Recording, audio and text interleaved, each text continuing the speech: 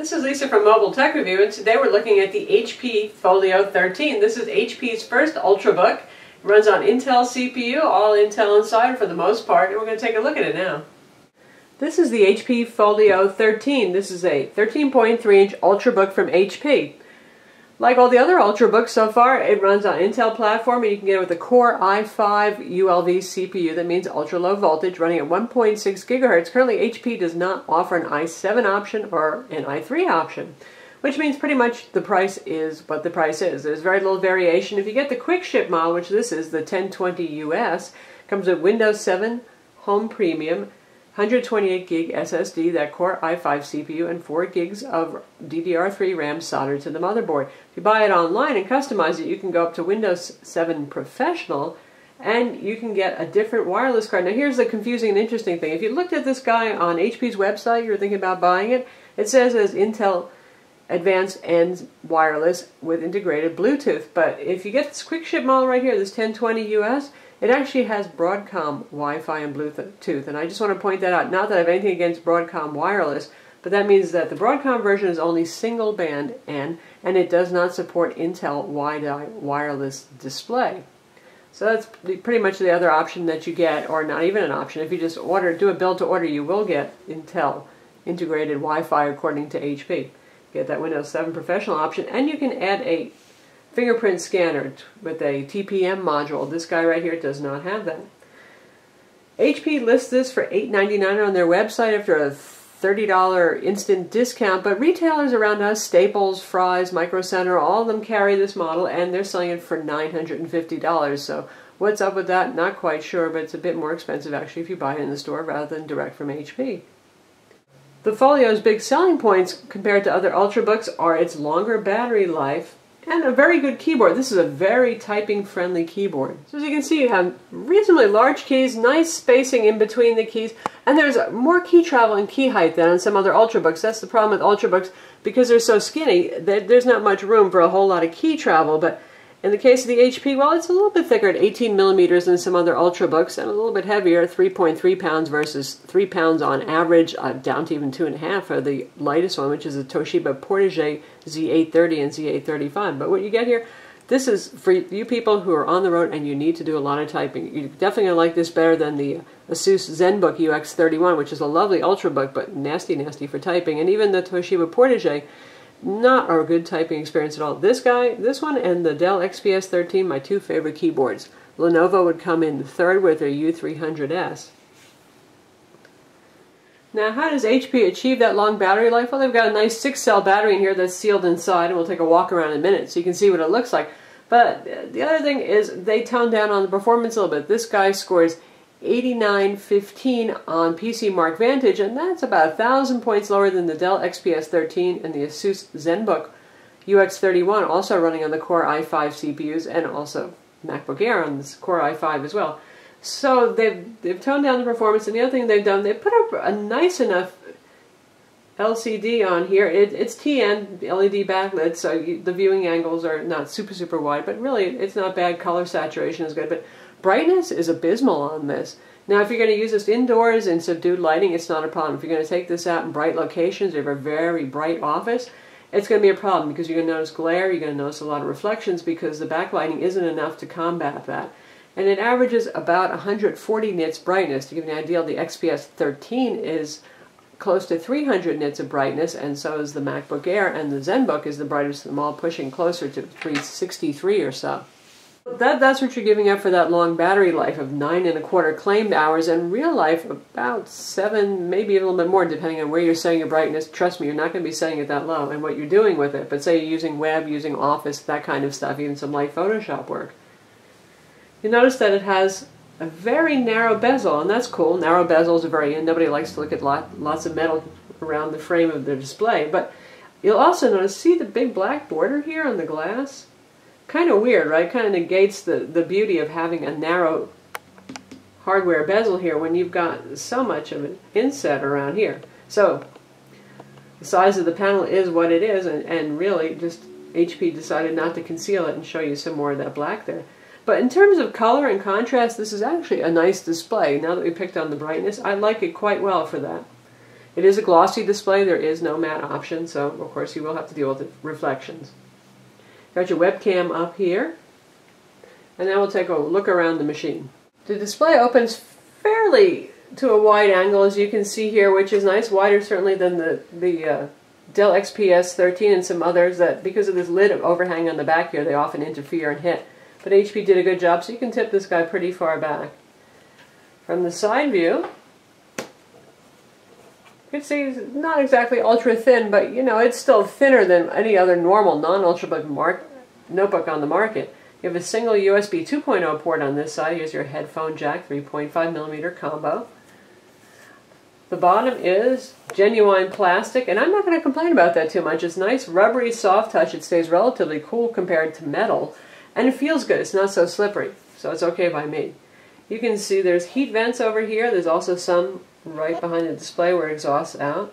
More again here. Runs fairly cool, not too quiet. You do hear the fan, but it's not obnoxiously loud. And there's about a bazillion, really more, I think it was 18 I counted or something, teeny little Phillips head screws here, so if you wanted to take it apart you could, but there's not a whole lot of user serviceable parts inside. It doesn't have the removable battery unless you really want to dismantle it. RAM is soldered onto the motherboard, that kind of thing, but you got your mSATA drive and your wireless card and stuff like that if you want to attack it. How that affects your warranty, I don't know. This side we have more ports. This is the charging port right here. You have Ethernet built in. That's nice because a lot of notebooks leave that out. With the ZenBook you get an external dongle. The XPS 13 doesn't have it at all.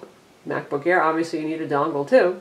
Full-size HDMI port, that's nice. No display port or anything like that, so you can't drive super high-resolution large monitors, but you can drive HDMI TVs and monitors, no problem. And here's your USB 3.0 port. It's not blue, to give you a hint about that, but... And here's the SD card slot, and obviously we have a little blinking light here to let you know that it is sleeping. And HP very faintly has marked what everything is on the underside, so if you forget which USB port is which USB port, just look for the SS high-speed port for the USB. Here's the front view, and you've got a nice little grab handle here on the lid so you can grab a hold of it, and the lid is aluminum, nice looking. Understated, basic looking, I don't mind it at all. And here's your back view, relatively small hinges, but they're stiff and sturdy enough. Another nice creature comfort with the HP is Backlit Keyboard. It's pretty bright, and there's a lot of light that comes out around the keys as well as lighting up the letters themselves. Not as pretty and fancy as some of the discrete lighting that HP's used, say with the HP NV15, where each key is individually backlit with an LED and it looks really, really cool, but that's okay. Good enough, it does the job. It's whitish, bluish backlighting that you can see very easily in the dark, and then there's a key here to turn it on and off. Speaking of the FN keys, you do not need to hit the FN actually to use things like the brightness controls, the volume, and all that kind of thing.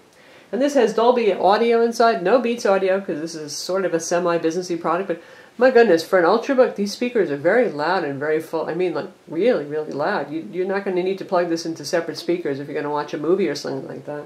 As I mentioned, the 128 gig SSD is your only option right now for hard drive capacity. And it's a Samsung SSD, and that's good because they make fast ones. But the funny thing is, it scored pretty well in PC Mark Vantage. It scored about 22,000, which sounds really impressive because it's so much faster than conventional spinning hard drives. But somehow the Dell XPS 13 managed to score over 40,000 using a Samsung SSD. So it's interesting to see the different tuning with the motherboard and all that kind of stuff and the performance they're trying to get out of a device, the variation.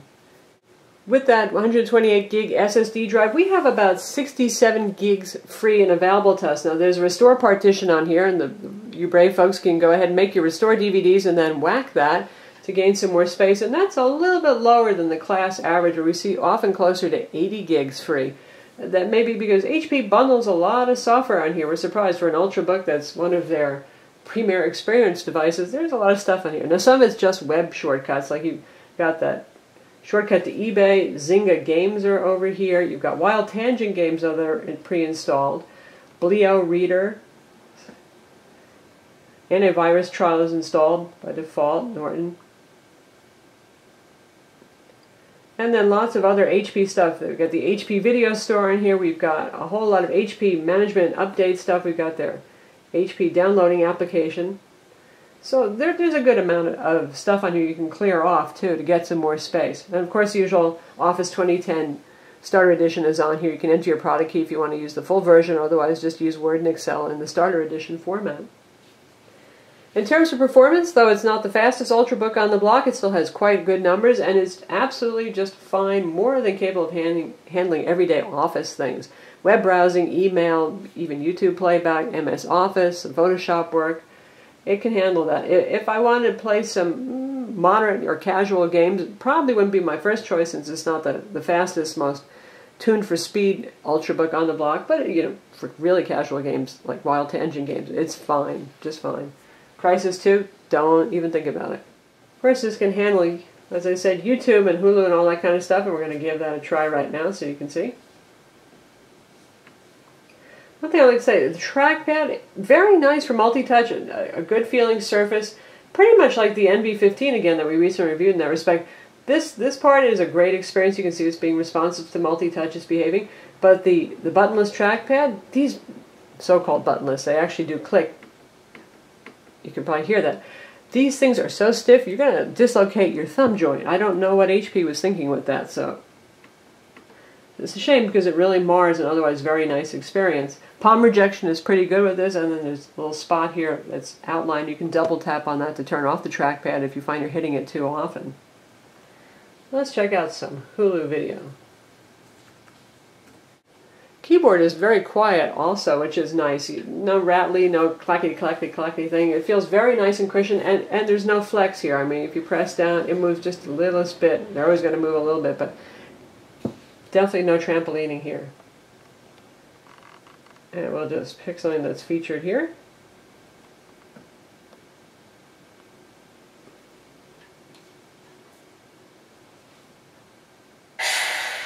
And you can hear those absolutely phenomenal speakers by Ultrabook standards.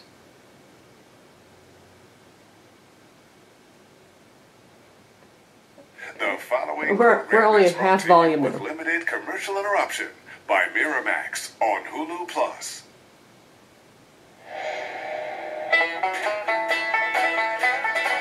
I hate guys. I love women.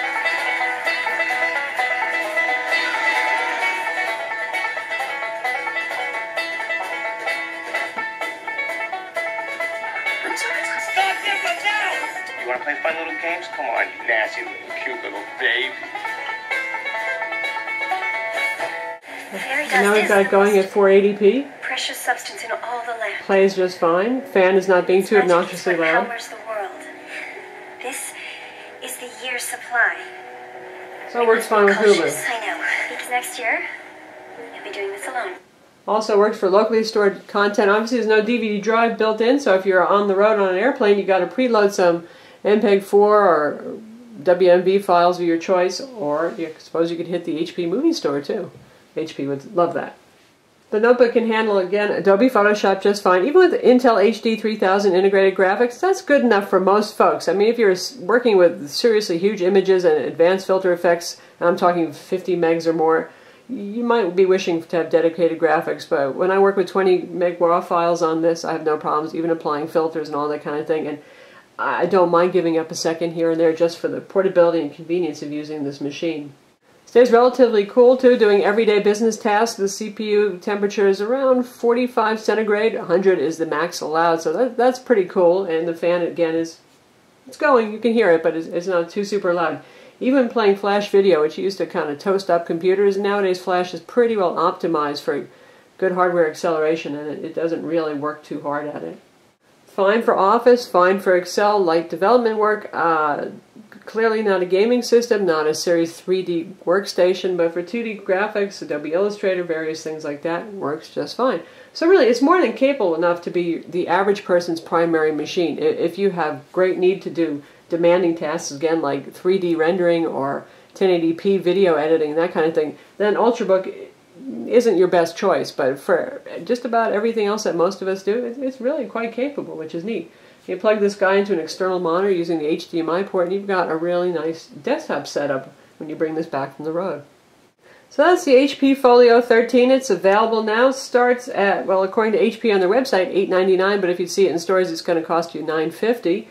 And it's a nice Ultrabook. Honestly, there really aren't any not nice Ultrabooks. And for around $1,000 a piece, they should be pretty nice machines. The only one that I hesitate to recommend is the Acer Aspire, because that one has a conventional spinning hard drive, and that one feels an awful lot slower too, and it's pretty darn plasticky. So for the $100 cost savings you're making there, not so much worth it.